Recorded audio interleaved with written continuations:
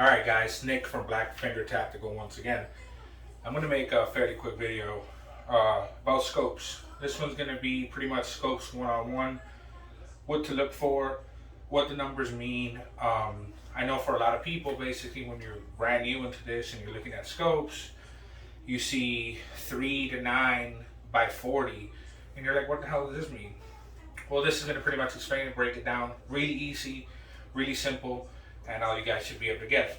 Okay, to begin, the first two numbers in the scope, when you're choosing, it's going to be magnification. The first number is the closest magnification you can do. Basically, not closest to your target, I mean actually further away from your target. So 3 times, if you see something, for example, 3 to 9 by 50, I'm going to break that down. The furthest away magnification you could have, where you're not going to see very far. If you're shooting at something much closer, you're going to put at the smaller number, which would be 3. It's 3 times natural eye magnification. It can graduate. Hopefully you guys can see this clearly. It can move over, and when you move over this wheel here, it's basically going to bring you closer to a target. If it's, for example, once again, 3 to 9, what that means is lower magnification will be 3, and it will magnify all the way up to number 9 times your natural magnification. You can, of course, choose in between. Simple rule of thumb, you don't want to magnify to your fullest, because if you think about it, if you were to draw a straight line, the line at the beginning here, this being the end, if you move a little bit here, it's not that much. But if you see how much is moving up here, which means the more you magnify, little movements mean a lot. Little bit here, quite a lot here. So if you magnify more, it's going to be more sensitive to your movement. So basically you want to magnify as least as possible to where you're comfortable to shoot for your target. If you're hunting, you're really shooting around a 6 by 6 plate, which would be your kill zone for your vital organs, and that's fairly easy to shoot. If you're going into, dime-sized targets at 100 yards, then it's a little bit different. You want to magnify just enough to be able to see that dot that's on your target. The last number, for example, 3 to 9 by 50, hopefully you guys could see that again. Guys, I'm fairly new to this. It's the size of this. This lens here is called your objective lens. The bigger the diameter of that lens, the more light transfers to your scope, which means if you're a hunter and you want to get the most out of your time, deer hunting, for example, you cannot hunt at night. So you want to be out as much as you can without breaking the law. A bigger objective lens in the front of your scope is going to bring more light through. So in low light conditions, you're still going to be able to see a lot more clearer than if this objective lens was, for example, 40 or 30. All right, that pretty much breaks down how you choose a scope. If you want to choose a scope more for close quarter combat, I would choose something with no magnification.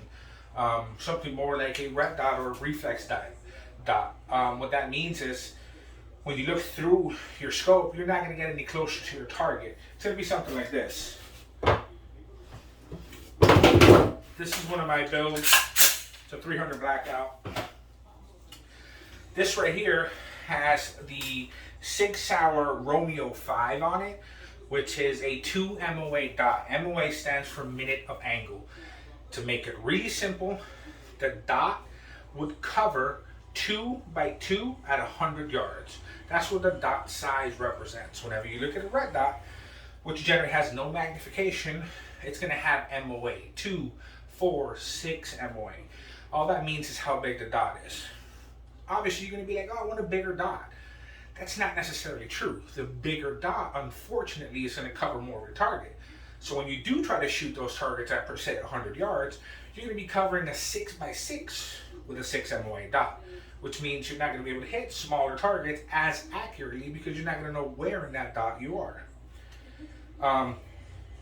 Firearm like this with a scope like this, a red dot like this, it's going to give you a better close quarter type of firearm. This firearm is designed to be engaged with both eyes open. Once you have both eyes open, you don't lose peripheral when you're trying to make a room entry. Designed for more close quarter battle. If they do have scopes, for example, there are more,